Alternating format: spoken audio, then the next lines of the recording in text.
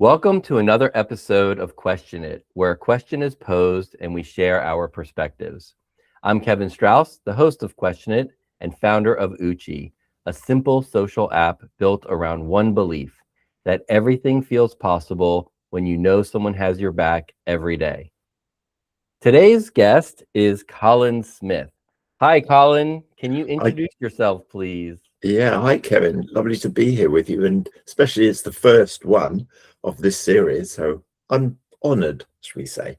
So, yeah, a lot of people know me as obviously as Colin, but also known as the listener, and which causes a few people to go, "What?" But essentially, I create a space for individuals and teams to be able to listen, think, and connect better, deeper and more authentically.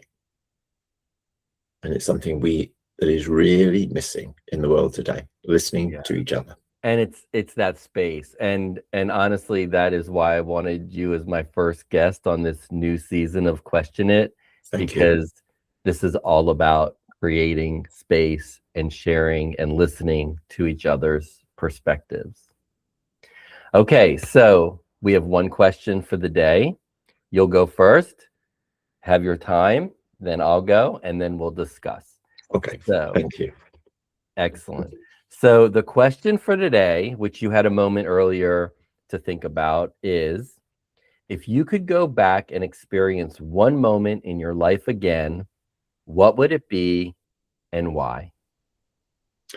Yeah, it's such a good question. And I thought about all the obvious ones, births of children, marriages, and things like this. But I'm going to go back to, let me think, it would be 50, 20, 22, 26, 26-ish years ago. And I'd been given some quite difficult news to take, in that the wife I had at the time said that she wanted to divorce. And that really did disrupt me. But a good friend of mine, and one of the lovely things about him, David, was he never gave me what I wanted. He always gave me what I needed. So I might send him like 3 or 4 pages of questions and thoughts and what's happened, this has been done, blah, blah, blah, blah, blah. And instead of coming back and saying, "Oh, that's awful," and and picking them up one by one, he just sent me a question. It was like, what? But the question was the right question. And that's what I mean. He didn't give me what I wanted. He gave me what I needed. And I'm most grateful for him to say that. But that was around about the July of the year. And later on that year, sometime around November, he said, "Cole," he said, "you know what? I think you ought to come skiing." And I'm like, "I've never been skiing before."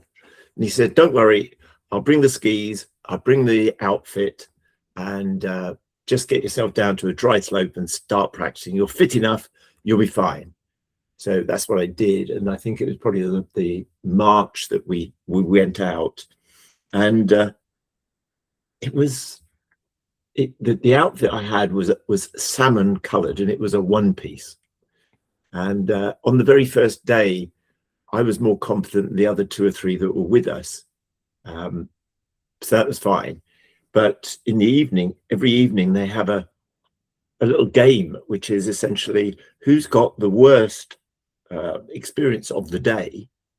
And if you are the worst experience of the day, then you get to wear the sort of like the outfit, which in this case is a huge yellow smiley face that literally fits on you as the whole of your body, back and front.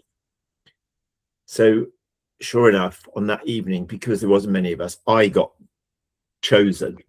And I was chosen more because they knew I could take it, which was really kind. And the reason I got chosen was because I wore he called it pink one piece outfit. I said, "But you gave it to me." He just went. So anyway, the next day, and of course you have to wear it all day while you're skiing. Now, bear in mind, I've never been skiing before, so I'm going to lessons. So I rock up for the lessons wearing my pink outfit plus this big yellow smiley face. None of my friends were there, none of the others, just me in a ski group. And you could see the people in it going, what the heck is this guy up to? Now, fortunately, there was an even bigger victim in the group of learners. He didn't even know how to put his skis on. So he took all the attention off me. But what it did mean, and I became very popular because I was competent enough to keep up with the ski instructor. So they didn't need to look for the ski instructor. They just looked for me. So that was my introduction to skiing. And there was so many, I would only describe it as fun times. There was one of the week, I probably went about 5 or 6 times. Bear in mind, I was 49 to start skiing. It's pretty good. And on one of the nights, they would have a fancy dress night. So this is the night where you all go out in fancy dress because the lodge lady has her night off. So we go out and eat. And so you're all dressed up, which is fine. But the next day, you have to wear those clothes to go skiing. Right, exactly. So again, just so many really clever ideas. One lady, she was the Minnie Mouse, and she had the dress, the skirt and the dress top. She had the makeup, she had the hair, the whole thing. And we'd arrive into these places at lunchtime, restaurants, and all the kids ruck over and go, "Can we have a picture with you? Can I have a picture?" So one year I was a chef. And that was just fun because, with the hat as well, and the blue and white checkered and the trousers, and and often they kept the people say, "Come on, in the kitchen," which was fun. Another guy went as Bob the Builder. Another one was Elvis, and the girl who did it was Minnie Mouse. She did the makeup for him with these huge black sideburns. And this was something like the Tuesday, and we came home on the Saturday. But it was enough for him to get suntan enough that when he took this off, he had this white patch which never cleared through the time. And it was just a mixture of those things. And the reason I go back to that is it was a brand new experience for me. It was it was about fitness, because you have to be pretty fit to ski, as you probably know. So that was fine, but it was the exhilaration and learning to get it. And my friend David, as I say, he always gives me what I needed. So on the last day, bear in mind, I hadn't been on a black run before. So we run the ski lift, and he said, "What do you reckon?" So I was looking down, he said, "It's been really nicely done, been bashed. Do you fancy getting down it?" And I went, "Okay, let's try it." And we did. I got down there. So in the end of my first week, I went on a black run, which was pretty cool. And I did that a good many years afterwards. And there was one particular year I came back and I had the piste map, and I shared it with a friend of mine who was a skier. And I said, "What do you think of this?" And I said, "This is the route we took." And he said, "Yeah, that's pretty good for a week." I said, No, that was the day." Because it really was up on a ski lift, down the run, onto another one, down, and we did very little stopping, just into the next one, to the next one, the next one. I have to say the weather was always very good, but just and then I went with, in fact, the guy who was sharing the piece map. I went with him pretty much on my very last time, and I got it. There was a bit I've been really struggling with about what they call polling, where it's getting the movement just right. And Robert had been telling me about it, but he did it in a really experiential way. He said, "Just keep trying this." And eventually he went, "Yes, you've got it. You got it." So yeah, wonderful experience all around. So yeah, that's my thoughts on my question. That's when I'd go back. And as I say, 23 years ago. Yeah, and Thank that's you. something you'd relive again. Yeah, there's a part of me, even though it's now probably 15 years since I still would love to have another go. I just watch some skiing on on social media sometimes, and you just go, oh, that feel of Yeah, something special. So yeah. very, very fond memory. I just want to follow up so much already, but I mean that started with divorce. Yeah. But it turned into you learning to ski. But Yeah. how did the divorce whole thing play out? I mean, was the skiing what really helped move through that really difficult emotional time and take your mind off it? Or you just remember, okay, the divorce thing was going on, but this is another thing that happened in my life right around the same time? Yeah, I think that was part of the reason I got invited. They said, look, just come on, this will take your mind off it. And it did, because when you're new and you're speedily going down these slopes, and you've got to make sure your feet and legs are in the right place, you're not thinking of anything else. So it was a really good experience for me, and helped immensely, I have to say. And I look back on, it's a separate thing together, but I look back on that divorce and it was the right thing. Right. We're still very good friends. We've got a common daughter, if you like. And yeah, I'm very happy with it all. A big moment, a difficult moment, Yes. but the right decision. Yeah. Yeah. I really lost myself. I didn't have a voice. I have a voice now, so I'm grateful. I didn't have a voice in that partnership. I just lost myself. And even lost your own, like in general. Yeah, that's what I mean. Like, how did that play out, though? Like, so the way I would what does that describe mean it, to not have your voice in general? well, I didn't realize it at the time, but the way I would describe it is that if I was back then now, I would be telling you all about her. It'd be all about her, not about you.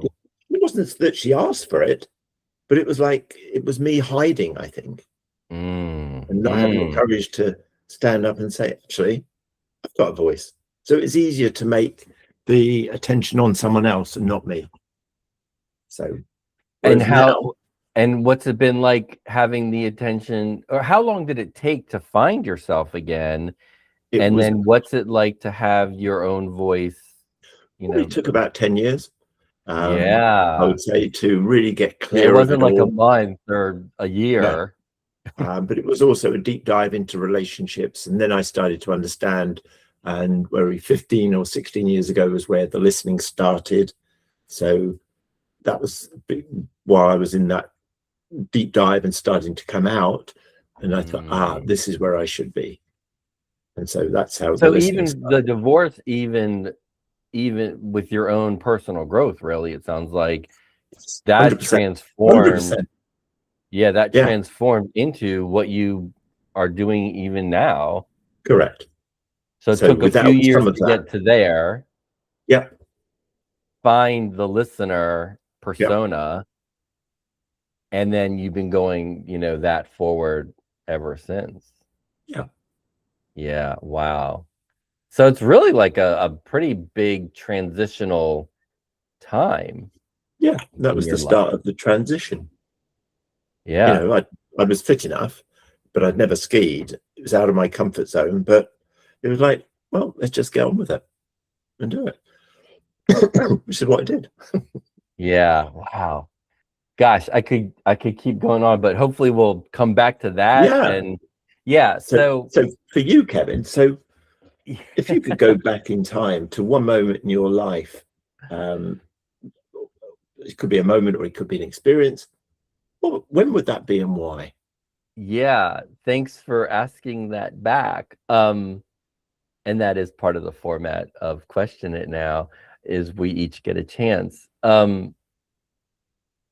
It's really interesting. So I thought about this question a little bit, before we started, and It took a moment, like, as you go through your Rolodex in your brain, of like everything that happened.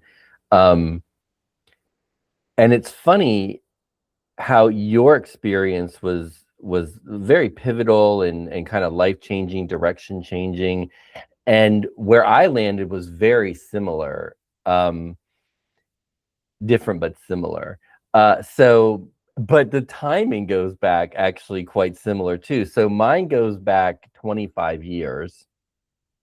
So 2001. And if I had to go, it wasn't just one moment. It was really, if I could relive the year 2001, that was just a banner year for me.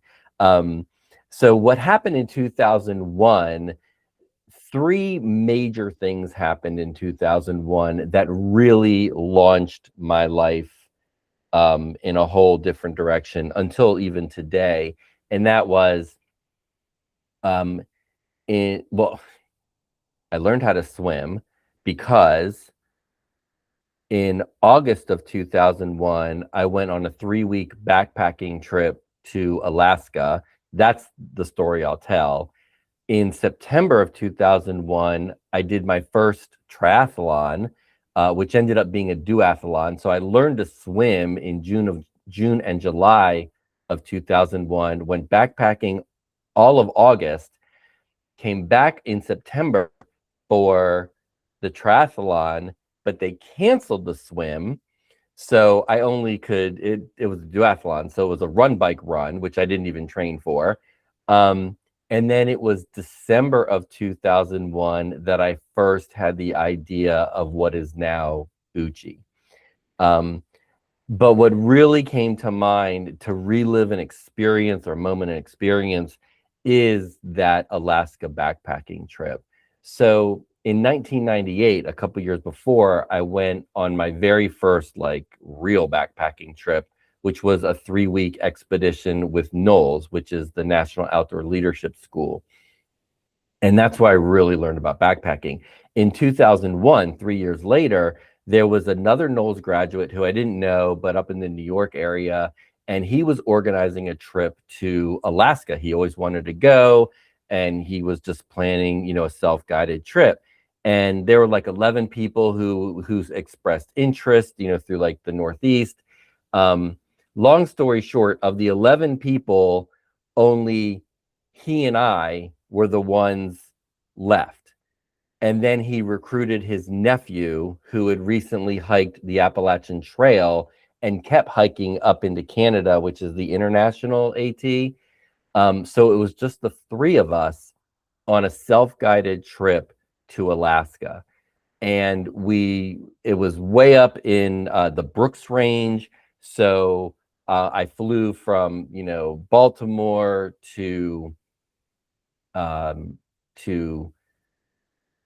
Anchorage, and then Anchorage on a little, 9-seater plane to Fairbanks, right? Fairbanks is in the middle, right? And then met the guys, and then we took a single prop plane 100 miles north. We were already north of, we took from Fairbanks to Arctic Village, which is 10 miles north of the Arctic Circle. That's when we got the single prop plane, a bush pilot, who took us another 100 miles north into the middle of the Brooks Range, the middle of nowhere.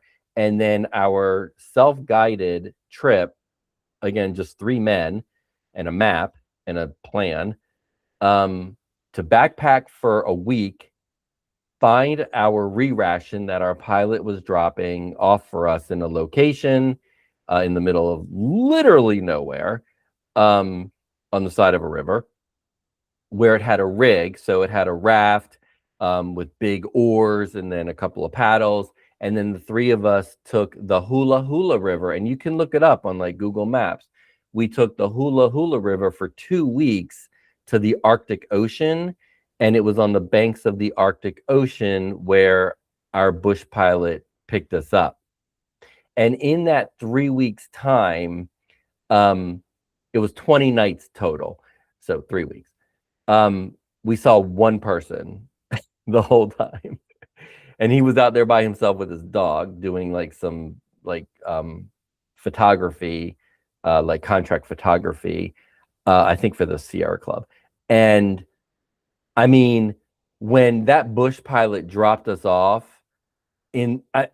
we were in the middle of nowhere, and I've got pictures and stuff, and he left. Like, I get chills right now thinking about it. Like, that is it. Like, there's no like, oh, time out, I need to go to a hotel for the night, or oh, I forgot something. Like, there's nothing. I mean, forget roads. There's no runway, where he dropped us off. No roads, no cell towers. I mean, this is before cell phones, and even before like really common GPS. So we only had maps. It's game on. Like, that's it. Like, you're out there. We had a radio just in case of emergency, but the only way we could use the radio is if we heard an airplane, because it wouldn't reach anything further. So it had to be within earshot. And if we heard the airplane, then we could, radio on that frequency and get in touch. But it would be a minimum 2 days before we could get any kind of emergency help. And that's if the weather was all good, because you could only fly by sight. It wasn't instrument flying up there. It's only by sight. So, oh my God. I mean, it was just epic and game on, and you just had to figure everything out. We'd never been there or anything, and there were not any trails up there. Like, we were just literally in the wilderness the entire time, bushwhacking. And by bushwhacking, I mean nothing grows more than like 2 feet anyway, but walking on tussocks, which is basically little tufts of grass that grow in little clumps, and it's just all like ankle, shin deep water all throughout. So it's like walking on basketballs floating in a pool, like a Wow. 1 foot deep pool. So you're walking from like basketball to basketball, and if you miss, then your foot, then your boot is covered in water and muck and everything. But the Knowles experience that he and I both had, and the AT experience that his nephew had, everything, we managed everything. We only had one argument like the entire time we were out there. And that was like, what side of the river was our re-ration? Because if we missed the side of the river, then we would have had to have hiked like 2 days back to a point where we could cross the river and then come back down. So that would have been like a 4-day miss, which would screw everything up. FYI, I was wrong. I had the wrong side of the river. I ended up just like giving up and defaulting to what our leader said, and he was right. And luckily, it all worked out well. But that could have been a real mishap. I learned a lot about gear and just loneliness, and I mean, there's nothing out there, nothing. And after the first week where we were hiking through mountains and we got to the river, for that next 50 miles, once we got our raft and rig and everything, and we were going to be on the river for the next 50 miles to the Arctic Ocean, we would only drop like, what was it, 100 feet or 50 feet of elevation over 50 miles. That's how flat it is once we got out of the mountains. Right. So it was like, 50 miles, like 100 feet of elevation drop. I go on a run in my neighborhood, I get 300 feet of elevation gain in 3 miles. So it is pancake flat, and and the sun never went down, and it was just an amazing experience. And to relive all of that again, not that I'd want to go to that exact spot again, but the whole experience of being completely out in the wilderness, nowhere, with a couple of guys just living. So that's my little moment in 2001. Awesome. I mean, first question for me, just so that I understand, was it Arctic, as in snow and cold? It was August. Okay. So it did snow like one night or something, but our temperatures, it was like freezing It could get down to freezing at nighttime, but it was up to like 70 degrees Fahrenheit during the Oh, okay. day.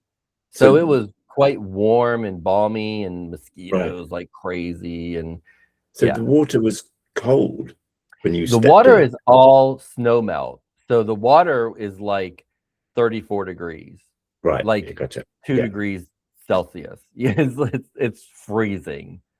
Right. And so you really didn't want to get your boot in the water.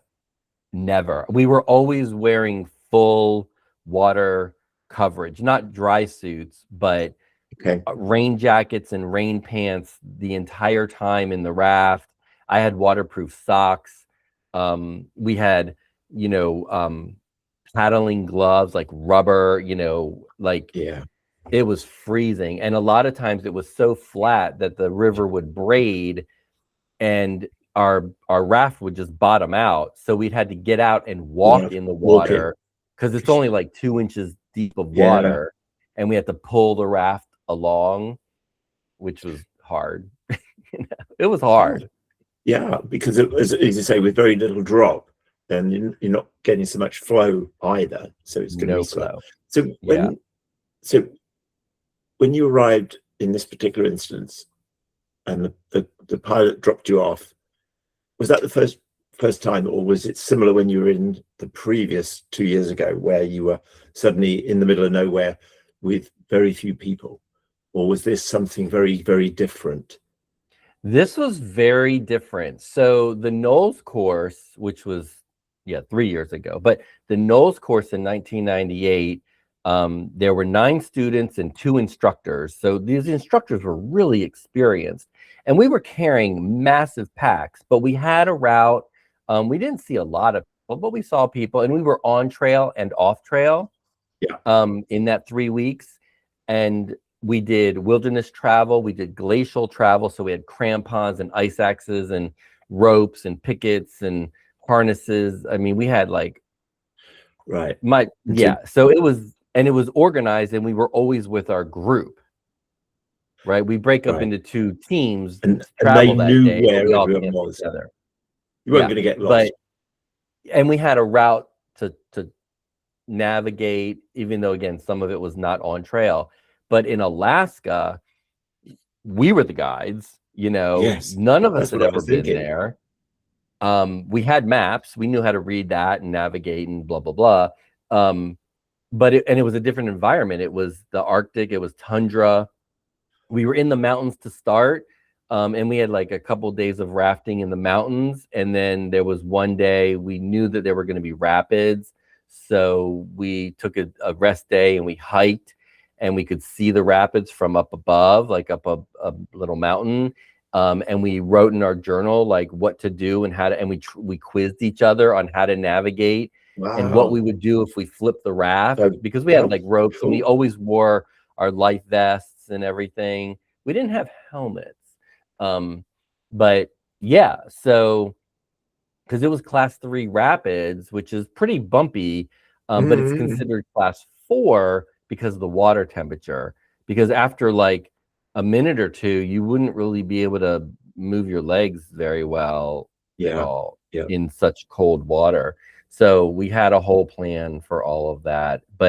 And when you're out there, and I mean, on the Knowles course, not that we crossed roads, but there were ways to get other side trails to get out to Yeah. civilization. Yeah. Up there, Nothing.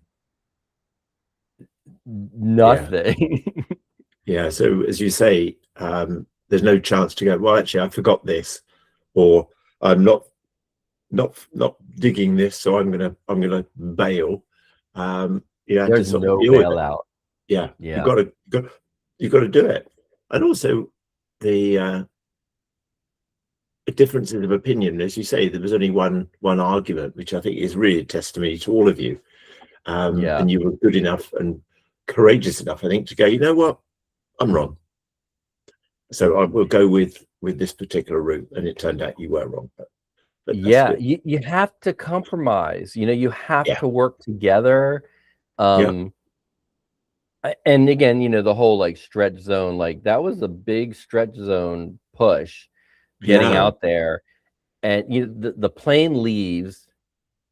You can't even, like, if you would just sit down and collapse and wallow and like, I Yeah. don't want to do this, you're dead. Like, You're you gonna die. literally could Yeah. die, so you start going, you just start acting, one foot in front of the next, That's get it. into like, set up your tent, get your water, cook your, Yeah. like, do your It was. chores. I mean, the one particular moment in that first week, my friend had messed up on the order of the slopes that we were going to go on, and he admitted it after. He said, I made a mistake, and so this particular run that we were on, which was a blue, I think, no, red, it was Mowgli and it was icy, right? Which That's not a good combination. it's not a good combination. It took me best part of 40 minutes to get down it. Yeah. But he waited and watched and helped me where he could. But really, this is the stretch zone. You've got to get down there. You got to do it. You can't just go, well, I don't want to do this. You've got to do it. So I did do it. And he apologized afterwards. And I said, look, I turned and looked up the slope. I said, it's in the bank. You did it. It won't give me the fear again. It did at the time. Right. And the same with you. It's like, actually, I could be stuck in the middle of nowhere and I know I will get out. Yeah. I've done it. And that's such a confidence builder. Like, I got down that slope, and icy moguls is not, especially for your first time, like, you're a beginner skier, Yeah. Yeah, and to you getting through knolls, and then once I got through knolls, I knew I could pretty much do anything. Then it was tested, in a very big sense in Alaska, and I'm like, oh, my stretch zone is just so massive now. There is the confidence that you're able to do it, but this sort of like realization is like, sorry, I'm in the middle of nowhere. What would happen? And the sort of the what do you call it? The worst nightmare scenarios are playing out in your head. What happens if this happens, or this happens, or this happens? Yeah. Oh my God. You could be in that moment, you could be in that freeze position. It's like, I don't know what to do. You could totally freeze, and you can freeze on the side of a mountain. I mean, I've gotten pretty darn scared skiing, on the side of a mountain, a black diamond out west, in America. And I'm a decent skier, and it scared the crap out of me, but it's really like a survival. Like, am I going to survive this? Am I going to dig in and start, chipping away at this situation or not? And I took that all the way into all the triathlon as well, like, all right, I don't feel great. I'm dehydrated. I'm not going as fast as I wanted, but okay, let me just keep going. Let me just do the next little thing. And you just keep chipping away. But it also kind of relates back to, your relationship ends. What's next? Yep. Okay, here's a great diversion, a physical exertion, which is also a nice sort of reset in a way. Yeah. Okay, I can handle some pretty tough stuff. The skiing, the divorce. Yeah. Right? Because the divorce is very emotionally, extreme. And then you start chipping away with your personal growth, I'll just say, and figuring out, what do I want? Where am I at? What does this mean to me? How does this fit in my life? Totally. All that comes together. Yeah. So extraordinary experience, especially because I think you told me part of the story of the first Knowles course, where you started off with a comfort zone as quite small. The comfort zone was quite small, wasn't it? And then at the end of it, it was huge. So you were entering into this one with actually a confidence that let's just see what this can throw at me. So you're right, a good test. for you. Yeah, almost like too much confidence in a way going into the Yeah. Alaska. Like and maybe some naivety, maybe. But it all worked out perfectly. Everything worked out fantastic. We dealt with the mosquitoes. We didn't ever really know exactly where we were because we didn't have GPS, and the mountains really, they weren't named. They look So pretty we similar, weren't don't sure they? we weren't sure how far along the river we were. And we usually would be like 2 days on, like 2 days of paddling, 1 day rest and go for a hike or something. We ended up getting to the Arctic Ocean a couple days early. So we did use our radio because we heard a plane. And we only heard like one plane a day, by the way.